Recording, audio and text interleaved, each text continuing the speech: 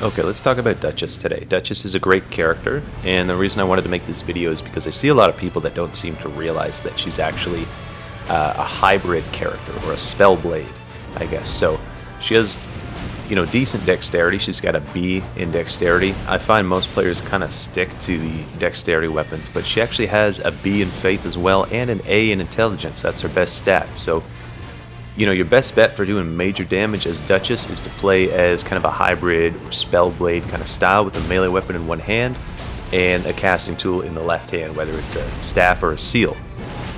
Okay, so I'll talk about my ideal setup with this character a little bit, and one of the relics that I find fits this character really well is the Dark Knight of the Wise. This is a relic that you get from beating the Everdark version of the Sentient Pest, and what it gives you is increased max FP, and then it'll further increase your max FP for every rise that you open. And then finally, it gives you FP back on consecutive attacks, which is going to be triggering pretty often when you're using weapons like daggers. So you just saw it there, the little blue energy thing. That was me getting some FP back after doing consecutive attacks. So this will happen pretty often with daggers or other quick weapons, and that's why I would recommend sticking to the quicker weapons. In terms of the other relics, there aren't any other specific ones that I always use on this character, but I do try to lean into her specific character relics. So one of them is that it increases the attack damage of your character skill. The other one that I use is it grants you kind of that replay effect when you get the final attack of a dagger chain. So the dagger light attack string is like 8 or 9 attacks. It's pretty long. If you land that final attack, it'll trigger the replay event, which does even more damage against enemies. It also continues to build up blood loss or poison or any kind of status effect if you do have a status effect there. Here's a quick little bonus tip for you. This is the kind of quick way to get to the top of the castle, so you can use those little ledges just to climb up there. So one thing I'll talk about is that there's different seals and staffs that you can get, and some are much better than others. So the ones I would generally recommend looking for would be the crystal one. The crystal one is probably the top one, to be honest. The Shattering Crystal spell absolutely slaps. It kind of sucks in base Elden Ring. It's kind of hard to get off, but in this game it's really useful, just extremely powerful. When you have a spell like Gelmir's Fury, you might have a little bit of trouble actually getting the spell off, right? Because it's got a long charge time and it puts you in this vulnerable position. So I actually use my ultimate there to get in right behind the enemy and then just blast that spell off, and that's a really good way to do huge damage. The ultimate itself doesn't do a lot of damage unlike the other characters. However, that's a way that you can leverage it offensively to get right in there and hit them with a spell that you normally wouldn't be able to hit them with very easily, and make sure that you're really optimizing it by getting all those fireballs right into the enemy's back. Or there's a couple other spells that are similar, big AoEs with a big charge up, maybe a dragon spell, something like that. So speaking of the ult, here's another way that you can use the ult really effectively. When you're going up against bosses that are like human-sized bosses that you can backstab, you can use this to sneak right into the camp. But this case in particular is really nice. This is the Redmane Knight camp. This guy's always up here with his bow. This is the guy who's kind of dangerous because he'll be raining down those purple shots, and these guys take fall damage. So just stab him in the back, knock him off, and then he's dead. Here's another case with the Depraved Perfumer. We can get in here, get him with a crit, take away a quarter of his health, and then just lay into him while he's trying to stand up. Luckily, I have my teammates here. They come in to back me up, and we just absolutely demolish that enemy. And again, you'll see another strategic use of the ultimate here. So I'm going to cloak, and I'm going to use that to be able to nail this enemy with fully charged Shattering Crystal spells. The key here is hit them once, move around a little bit, don't stay in the same spot, because they'll kind of flail around looking for you. They can't quite see you, but you can still be hit. You're invisible, but you're not invincible, so keep that in mind. And just kind of keep moving to keep yourself safe. But this is a really good way to get big burst damage on enemies that otherwise could be a little bit tough to hit. So one thing I just want to touch on really quickly is why Duchess is so much better for this hybrid playstyle than any other character in the game. So there's 3 characters that have at least an A or higher in either intelligence or faith, and that would be the Revenant, the Recluse, and the Duchess. So right away, I would kind of eliminate Recluse as an ideal hybrid playstyle kind of character. The reason being is that her dodge, frankly, is just not very good. The Revenant, on the other hand, has very low endurance. Also, the Recluse and the Revenant also have less vigor than the Duchess, so she's a little bit tankier, and you can probably withstand taking one hit here and there, and you're not going to be one shot as often as you will with the other two casting characters. And then compared to the other melee characters, you know, they just don't have the stats in Intelligence or Faith to be able to do enough damage with these kind of spells. So that's why she naturally fits this hybrid style, and the other casters don't really.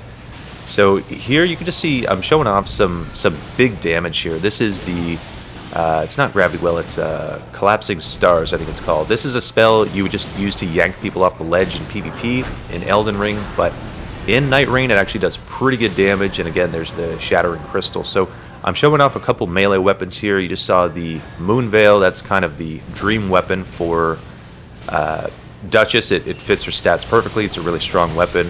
And before that I had the Cross Naginata, that's another really good one. But right here, this is the what is it called? The Wakizashi. So the Wakizashi is a dagger, and you get her unique dagger moveset with it, but it's a bit longer than the other daggers, and it has blood loss on it, blood loss buildup. So this is actually a really, really good dagger. I think this is the dagger that I've enjoyed using the most. So when I see a Wakizashi with Duchess, I always take it. Now, I mentioned seals earlier and mentioned that Duchess can still do pretty good damage with incantations, not just sorceries. So here's just kind of a couple examples for you. So this is actually in water, using the fire spell. Water does make the fire spells a little bit less effective, but still we're doing about half of this boss's health with one cast here. This is another spell that is a little bit tricky to cast right up next to a boss without getting hit. So using your ultimate is a really, really good way to get that off. In this case, it's just a demi-human queen, so we're not really too worried about it. But you know, let's say this was something tough like a demonic tree sentinel.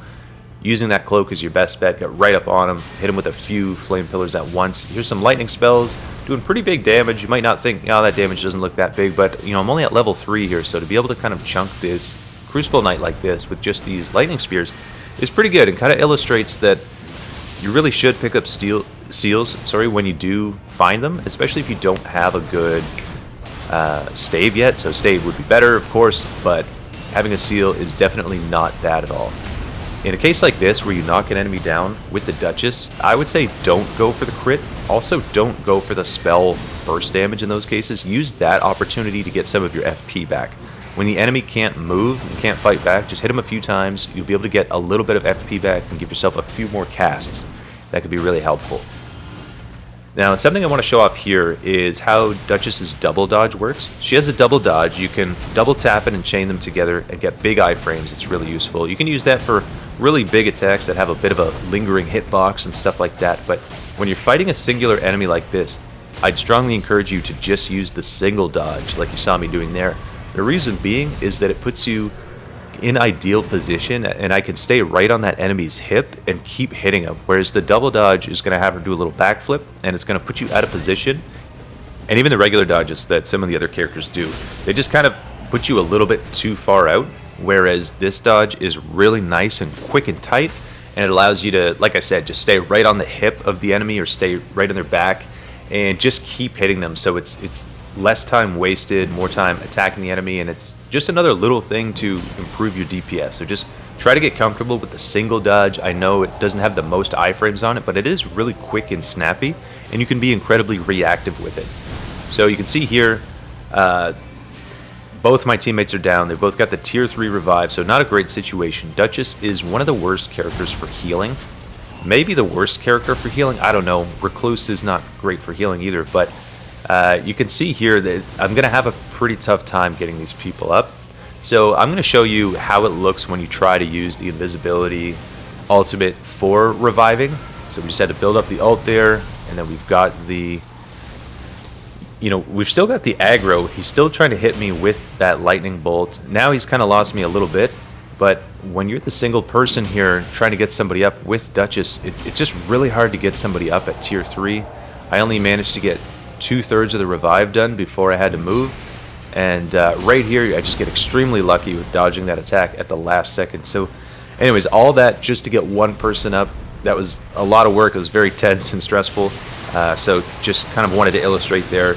Don't save that invisibility thing for reviving. I know that if you've played, let's say, a game like Call of Duty Zombies, right? You've got the monkey grenade, which attracts the enemies, or at least in the older, I haven't played in years, but they used to have the little monkey grenade that would attract the zombies. That's what you would use for reviving. And I think a lot of people think of this invisibility ultimate as a similar kind of tool, right? It is not that. It is absolutely not that. And if you're saving it for that, you're going to be kind of wasting the ultimate a little bit. So I just wanted to kind of call that out a little bit. It's really not a revive-based ultimate.